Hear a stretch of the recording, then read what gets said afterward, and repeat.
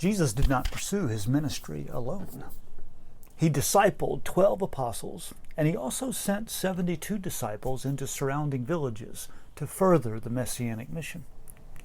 When Jesus sent out the 72, he told them, "Heal the sick who are there, and tell them the kingdom of God is near you."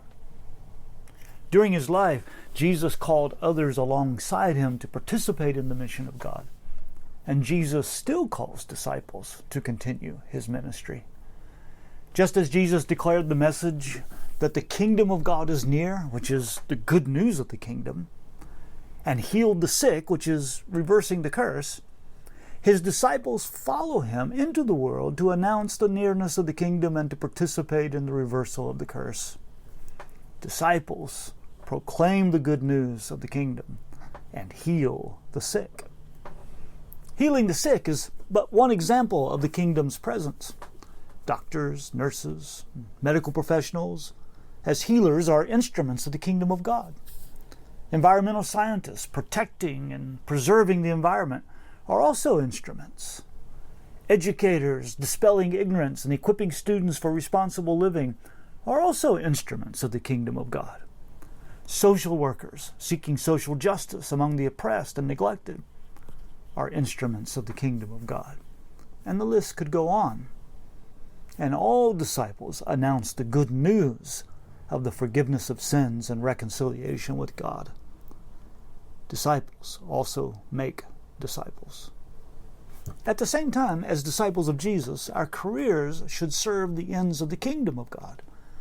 We do not pursue careers for the sake of money, greed, and power. Rather, our vocations, whether medicine, law, education, or service industries, serve the kingdom of God in the world. Disciples recognize this as part of the good news of the kingdom. Disciples proclaim the reality of God through their careers, and by those careers enact the good news of the kingdom. And they also announce the forgiveness of sins and seek to make more disciples. When the disciples returned, excited by their success, Jesus celebrated their joy by saying, "I saw Satan fall like lightning from heaven." When the curse is reversed, when the poor receive good news, the blind see, the oppressed get justice, sinners are forgiven, and prisoners are released, Satan falls. Satan is crushed by the heel of the kingdom of God. Satan falls every time the kingdom breaks into the world, whether in the forgiveness of sins, the reconciliation among people groups, the healing of the sick, or the liberation of the oppressed. Satan falls whenever and wherever the curse is reversed. Disciples of Jesus know their mission is about reconciliation. The reconciliation of God with humanity, the reconciliation of people groups within humanity, and the reconciliation of humanity with the creation. The mission of Jesus is about how the kingdom of God breaks into the present to reverse the curse and renew blessing, to heal and bless all nations.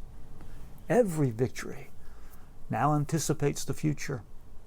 Every victory is a promise of the future. Satan is falling, and that is good news.